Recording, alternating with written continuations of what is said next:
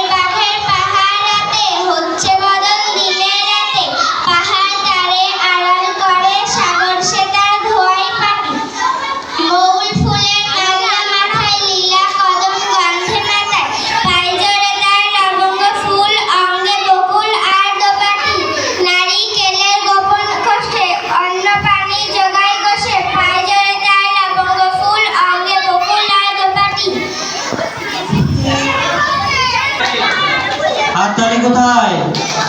অসংখ্য ধন্যবাদ আয়েশা মণ্ডলকে।